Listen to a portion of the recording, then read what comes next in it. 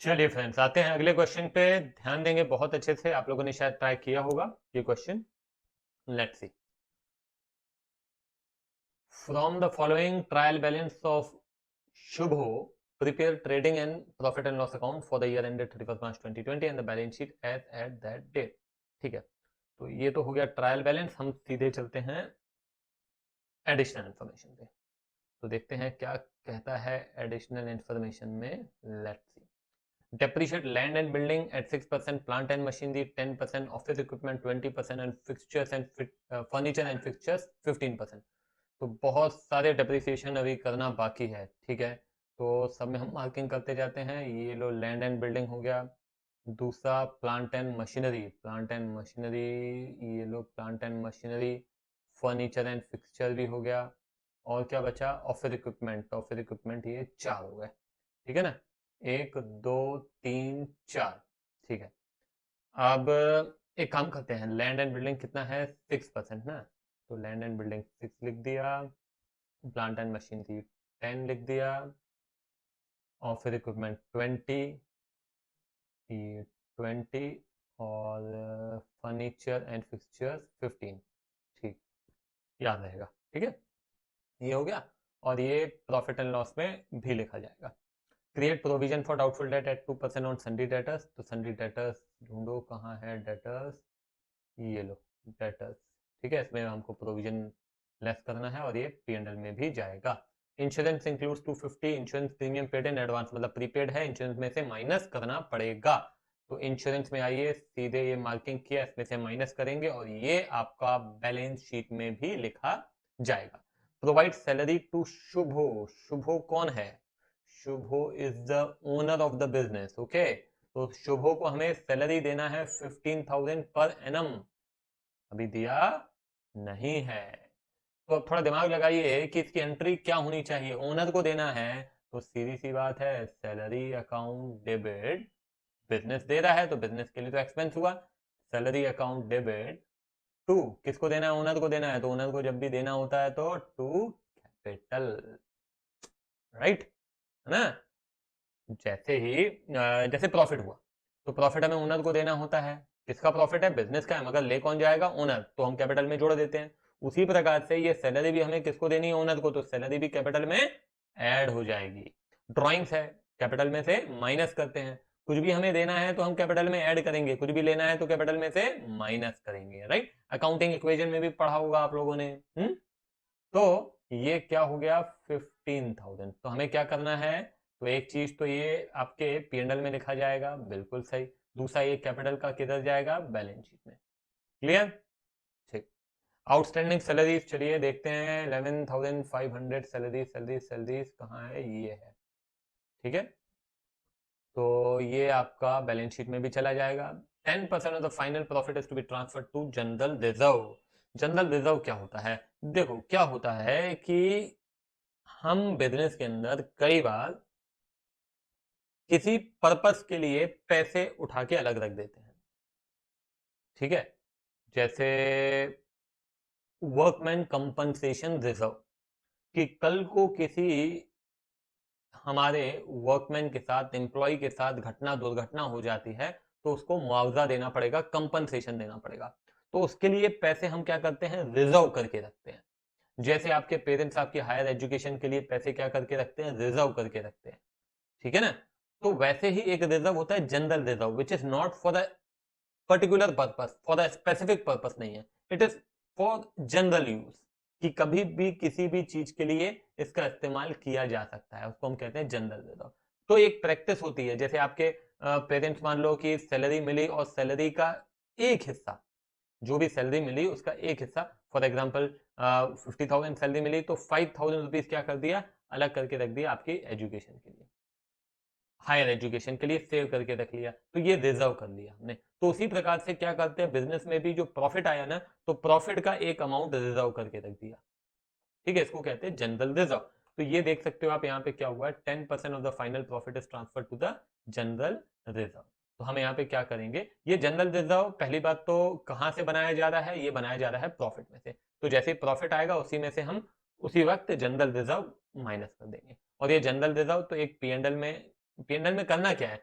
केवल आपका net profit आया, उस नेट प्रॉफिट में से जितना भी आया, फॉर एग्जाम्पल आपका नेट प्रॉफिट आया 5000, तो 5000 का 10% कितना हो गया 500, 500 रिजर्व बना दिया, तो फिर बचेगा कितना आपका प्रॉफिट, फिर आपका प्रॉफिट बचेगा 4500, ये आपका कैपिटल में चला जाएगा। और ये जनरल रिजर्व भी आपका बैलेंस शीट में लिखा जाएगा, वो भी आपका बैलेंस शीट में लिखा जाएगा, वो आपको इंडिकेट करता है कि हाँ you have made a reserve, है ना, फॉर द पर्पस।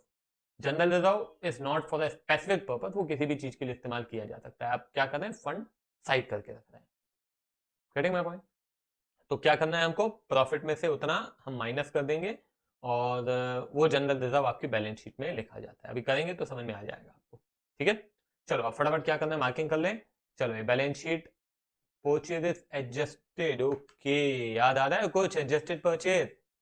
पहले अपन इस पे पूरा डिस्कशन कर चुके हैं। एडजस्टेड परचेज का मतलब एक बार याद दिला देता हूं आपको, opening stock plus purchases minus closing stock, opening stock plus purchases minus closing stock. जब कभी भी क्लोजिंग स्टॉक आपको जब कभी भी क्लोजिंग स्टॉक आपको ट्रायल बैलेंस के अंदर लिखना है तो कैसे लिखते हैं, क्लोजिंग स्टॉक को एडजस्ट कर देते हैं। ये मैं आपको क्लियरली बहुत अच्छे से एक्सप्लेन कर चुका हूं, आपको याद होना चाहिए। अगर याद नहीं है तो एक बार फिर से लेक्चर देख लीजिए, उसमें मैंने एडजस्टेड परचेज डिस्कस किया हुआ बहुत अच्छे से। तो हम यहाँ पे क्या करेंगे, क्लोजिंग स्टॉक जब कभी भी ट्रायल बैलेंस में लिखना होगा ना, तो हम क्या करेंगे, एडजस्टेड परचेज लिखेंगे, ठीक है ना। तो ध्यान रखिएगा, यहाँ पे आप देखिए क्लोजिंग स्टॉक होगा जरूर, ये लो, इसके बाद ही आ गया, ये क्लोजिंग स्टॉक है। तो closing stock if it is written inside the trial balance, that means it has already been adjusted with the purchases. तो दोबारा ट्रेडिंग में लिखने की आवश्यकता नहीं है, क्योंकि ट्रेडिंग में वैसे हम क्या करते हैं, क्रेडिट साइड लिखते हैं, इसमें परचेजेस में से ऑलरेडी माइनस हो चुका है, तो मतलब एक प्रकार से वो क्रेडिट में लिखा हुआ है, आपको दिख नहीं रहा है, क्यों, क्योंकि वो परचेजेस में से क्या हो गया है, माइनस हो चुका है। एडजस्टेड परचेज अपने आप में आपको बताता है कि आपने ओपनिंग स्टॉक और परचेज जोड़ के और क्लोजिंग स्टॉक को माइनस कर दिया उसमें से। वैसे क्लोजिंग स्टॉक हम उस दूसरी तरफ लिखते हैं, और माइनस कर दें एक ही बात है, ठीक है। रिजल्ट आपका क्या आएगा, सेम आएगा। तो आपको यदि ट्रायल बैलेंस के अंदर क्लोजिंग स्टॉक दिया है तो it will appear in the balance sheet, ये ध्यान रखिएगा। तो ये आपका आ जाएगा ट्रेडिंग और ये आ जाएगा आपका बैलेंस शीट। वेजेस आपका trading, salaries P and L, trading P and L, P and L, P and L, P and L, trading, balance sheet, balance sheet, P and L, P and L, balance sheet, balance sheet, balance sheet, balance sheet, balance sheet, balance sheet, और ये भी balance sheet, ये सारे balance sheet है, ठीक है। Expenses payable, ध्यान रखिएगा बैलेंस शीट है, लायबिलिटी है ना। तो कुछ स्टूडेंट्स को लगता है एक्सपेंसेस पेबल है तो लिख दो उसमें, अरे एक्सपेंसेस पेबल कैसे लिखा गया होगा, एक्सपेंसेस अकाउंट डेबिट टू पे, एक्सपेंसेस पेबल लिखा होगा, तो एक्सपेंसेस में तो ऑलरेडी जुड़ा होगा वो, यहाँ पे दोबारा नहीं लिखेंगे, ठीक है, कंफ्यूज मत होना इस बात पे। चलो, तो अभी क्या करना है, हम अब एक काम करते हैं, क्वेश्चन थोड़ा बड़ा है इसलिए मैं फॉर्मेट भी थोड़े बड़े बनाता हूँ यहाँ पे, ये लो, ये हम यहाँ पे हेडिंग डालेंगे, trading account for the year ended, ठीक है, 31 मार्च 2020। उसी प्रकार से यहाँ पे लिखेंगे प्रॉफिट एंड लॉस अकाउंट, है ना, फॉर द ईयर एंडेड कर लेंगे अब, ठीक है। उसी प्रकार से यहाँ पे क्या लिखते हैं, बैलेंस शीट एज एड, ठीक है। चलो अब फटाफट हम आते हैं, सबसे पहले land and building. Land and building में आपका डेप्रिसिएशन है 6% का, तो यहाँ पे मैं सीधे आता हूँ, लैंड एंड बिल्डिंग कितना था, 50,000 और 6%, ठीक है, 50,000 एंड डेप्रिसिएशन 6%, तो हो जाता है 3,000, ठीक है, तो कितना हो जाएगा 47,000। फिर आइए परचेज, एडजस्टेड परचेज है, ओपनिंग स्टॉक वगैरह कुछ नहीं आएगा, क्लोजिंग स्टॉक भी नहीं आएगा, ध्यान रखिएगा गलती नहीं होनी चाहिए यहाँ पे। 2,07,500 एडजस्टेड परचेज, 2,07,500। फिर आ जाओ क्लोजिंग स्टॉक, तो क्लोजिंग स्टॉक केवल और केवल बैलेंस शीट में आएगा। क्लोजिंग स्टॉक कितना था, 45,000, 45,000 ये बैलेंस शीट में लिख दिया, ठीक है। फिर आइए आप वेजेस में, तो वेजेस है 45,300, वेजेस आपके 45,300। सैलरीज हैं 39,000, सैलरीज है 39,000। और हाँ, अभी ध्यान देना, अभी सैलरी जो है तो आपका ये जो शुभो को सैलरी देनी है और आउटस्टैंडिंग सैलरी, ये दोनों हम इसमें लिख देते हैं। समझ में आ रही है बात? सैलरी तो सैलरी है, तो मैं यहाँ पे क्या कर रहा हूँ, कहाँ गया सैलरी, तो ये दो रिमाइंडर्स होने चाहिए यहाँ पे। एक सैलरी जो ओनर को देनी है और एक जो आउटस्टैंडिंग है, दोनों हम यहाँ पे लिख देंगे। तो 39 ये है जो हम दे चुके हैं, 11,500 जो देनी बाकी है, और 15,000 जो हमें ओनर को देनी है। ठीक है, तो ये सैलरीज, सैलरीज 39,000, ठीक है, आउटस्टैंडिंग 11,500, और सैलरी टू ओनर कितना है, ओनर को 15,000 है ना, देखो 15,000, ठीक है। तो कितना हो जाएगा ये, 4,500 एंड 45,500 हो, नहीं 55,500, 39,000 प्लस 11,500 प्लस 15,000, 65,500, 65,500, ठीक है। अब आइए आप, सैलरीज हो गया, office expense 15,400, office expense 15,400, carriage inward 1,200, carriage inward 1,200, carriage outward 2,000,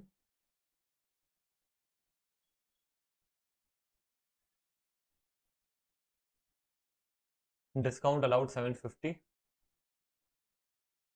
discount allowed 750, discount received 1,200, discount received 1,200, और फिर आइए बैड डेट्स हैं 1,200, बैड डेट्स 1,200, तो बैड डेट्स को लेकर और भी है 2% हमको बनाना है ना, तो एक काम करते हैं, वो वाला मत घटाइएगा, ध्यान रखिएगा। तो पहले कैलकुलेट कर लेते हैं provision, provision is equal to, debtor है आपका, कहाँ गया, हाँ 40,000, तो 40,000 इंटू 2% कितना हो जाता है, 800। किसी को कोई कंफ्यूजन तो नहीं है कि वो वाला बेड डेट नहीं घटा देना जो ट्रायल बैलेंस के अंदर दिया हुआ है, वो ऑलरेडी घटाया जा चुका है, फर्दर बेड डेट घटाते हैं, ध्यान रखना ऐसे नहीं घटाना। तो 800 हो गया आपका प्रोविजन, और बेड डेट जो अंदर दिया हुआ है वो कितना है, 1,200। तो आपका है ना, bed date plus provision 1,200 plus 800, ठीक है ना, तो हो जाएगा 2,000। फिर आइए आप सेल्स पे, सेल्स है 383,500, सेल्स है 383,500, ठीक है। हाँ, फिर आते हैं कैपिटल, कैपिटल है 1,15,000, कैपिटल है 115,000। फिर आते हैं हम Chatterjee loan account, Chatterjee loan account हो गया आपका, हाँ एक मिनट, अब यहाँ पे बस थोड़ा सा आप ध्यान देना, देखो क्या है, चटर्जी लोन है, लिखा है taken on 1 October 2019 eight 18% per annum, इस पे इंटरेस्ट भी तो देना बनता है। अब देखो, आप कहीं भी इसमें कहीं आपको इंटरेस्ट दिखाई दे रहा है क्या, पूरी लिस्ट में कहीं भी इंटरेस्ट है, इंटरेस्ट कहीं भी नहीं है। अगर होता तो हम देखते कि इंटरेस्ट दिया कितना गया है, कम तो नहीं दिया है। तो यहाँ पे लोन हमने लिया है 25,000 का 18%, तो आप कैलकुलेट करेंगे 25,000 इंटू 18/100 इंटू 6/12, समझ में आ रही बात? तो ये हो जाएगा 2250, 2250, तो ये 2250 आपका P&L में भी जाएगा और बैलेंस शीट में भी जाएगा। चटर्जी लोन तो ठीक है, वो तो केवल 25,000 है, वो तो आपका बैलेंस शीट में जाएगा, मगर जो आपका इंटरेस्ट है जो कि हमें अभी देना है, इंटरेस्ट ड्यू जो है, वो हमें उसमें P&L में भी लिखेंगे और बैलेंस शीट में भी लिखेंगे 2250, ठीक है। तो पहले हम एक काम करते हैं, बैलेंस शीट में आते हैं और चटर्जी जी का लोन हम लिखते हैं, चटर्जी लोन 25,000, और यहाँ पे interest on Chatterjee purchase loan 2250, और ये P&L में है ना, इंटरेस्ट ऑन लोन 2250, ठीक है, हो गया। उसके बाद आइए इंश्योरेंस। तो इंश्योरेंस में कुछ एडजस्टमेंट है, 1500 लिखा है। क्या एडजस्टमेंट है इंश्योरेंस में? प्रीपेड है 250, ठीक है। तो ये आपका इंश्योरेंस 1500 माइनस 250 दैट इज 1250। फिर कमीशन, कमीशन है 1500, क्रेडिट में है, ध्यान रखिएगा, तो मतलब इनकम हो गई। कमीशन, कमीशन 1500, ठीक है। फिर आ जाओ आप plant and machinery. Plant and machinery है 50,000, उसमें डेप्रिसिएशन है 10%, ठीक है। तो प्लांट एंड मशीनरी 50,000 और 10%, ऐसे ही था ना? हाँ, लेस डेप्रिसिएशन 5,000, ठीक है, 45,000। फिर फर्नीचर एंड फिक्सचर्स है 20,000, जिसपे 3,000 डेप्रिसिएशन हो जाएगा, 15% है क्योंकि furniture and fixtures. Furniture and fixture कितना है? 20,000, और 3,000 कर दो आप डेप्रिसिएशन, तो हो जाएगा 17,000, ठीक है। फिर बिल्स रिसीवेबल है 20,000, बिल्स रिसीवेबल 20,000।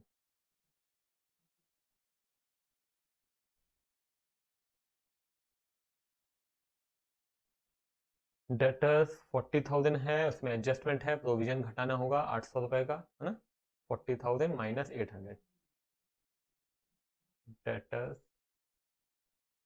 40,000 लेस प्रोविजन 800, ठीक है, तो 39,200।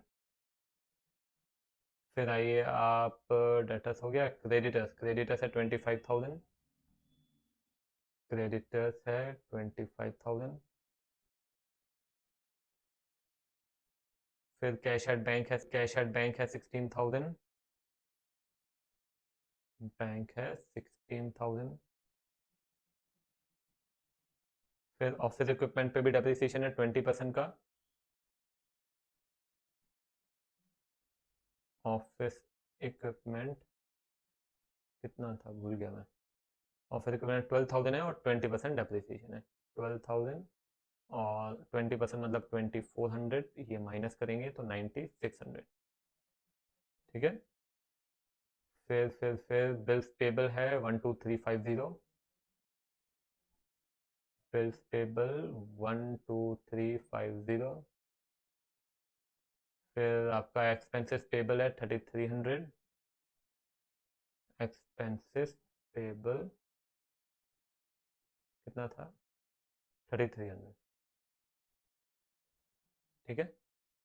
अब आ जाओ यहाँ पे डेप्रिसिएशन। तो डेप्रिसिएशन हमने कितना कितना किया है वो सारा लिख देते हैं, एक सेकंड। डेप्रिसिएशन तो जितना भी क्या होगा, वर्किंग आप प्रॉपर दिखा देना।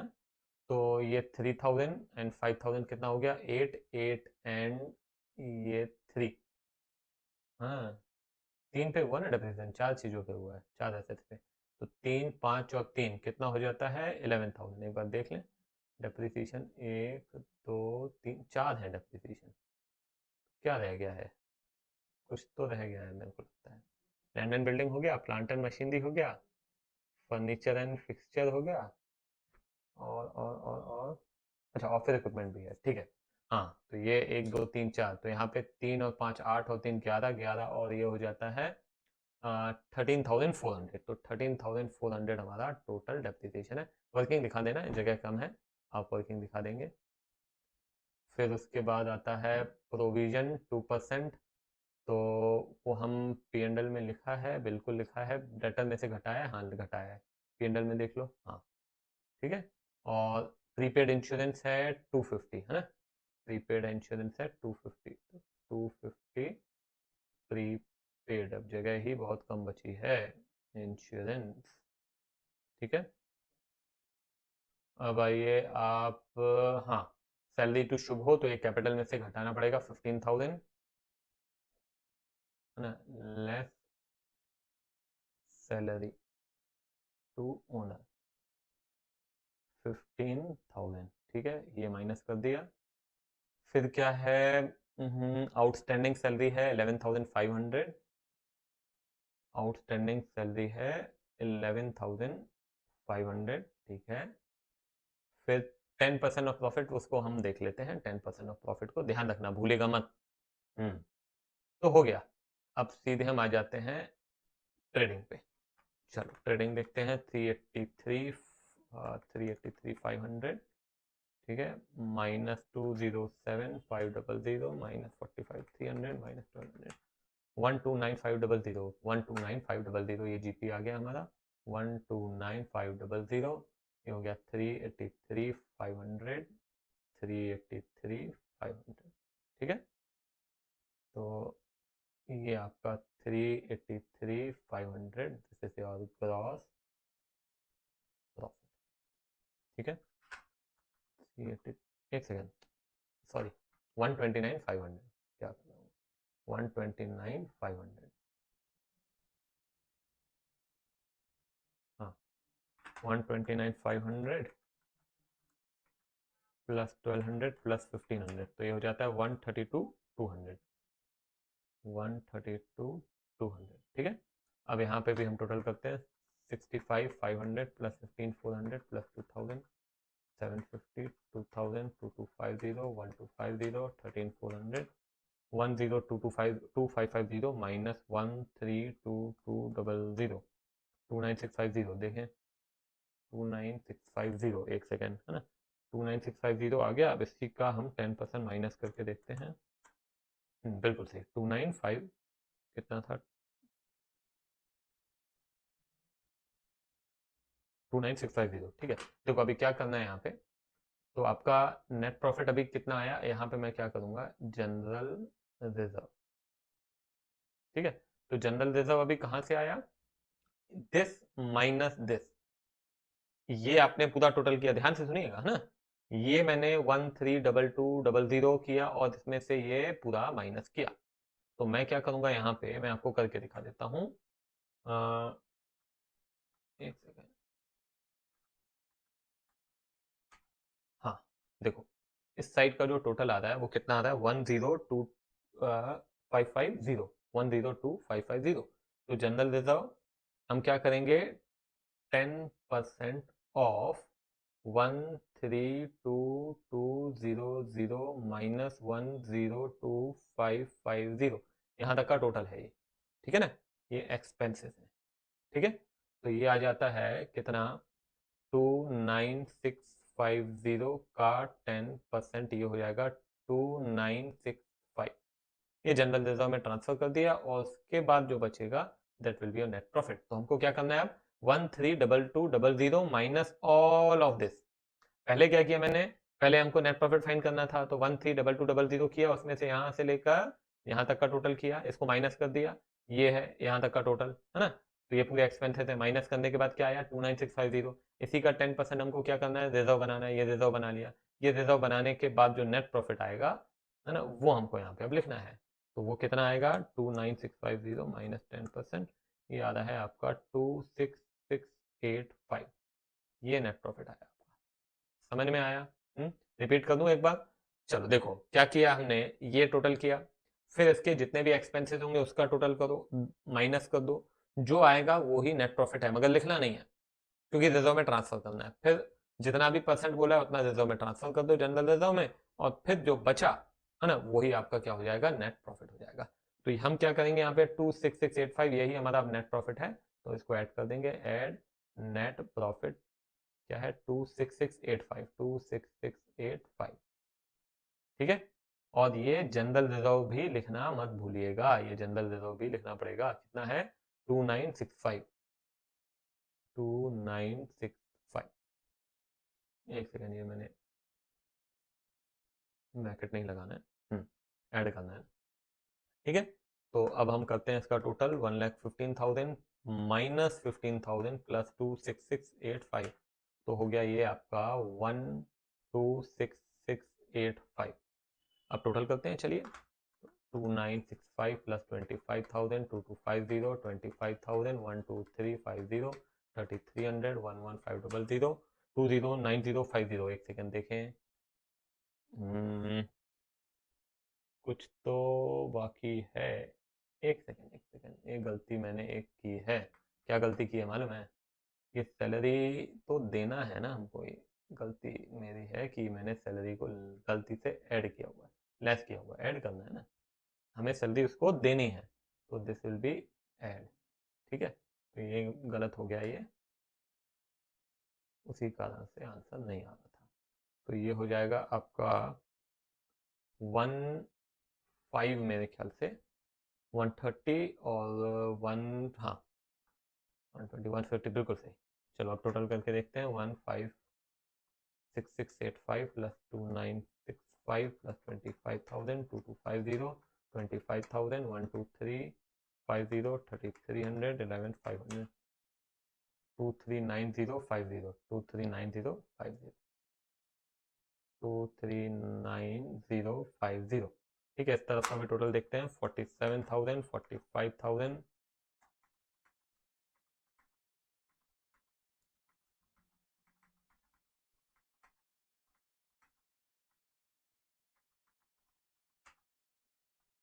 239,050 239,050। ठीक है, क्लियर है? तो बस अगला क्वेश्चन भी ट्राई कीजिए आप, देखिए आपको बनता है नहीं बनता है। मिलते हैं फिर अगले क्वेश्चन में, बाय बाय।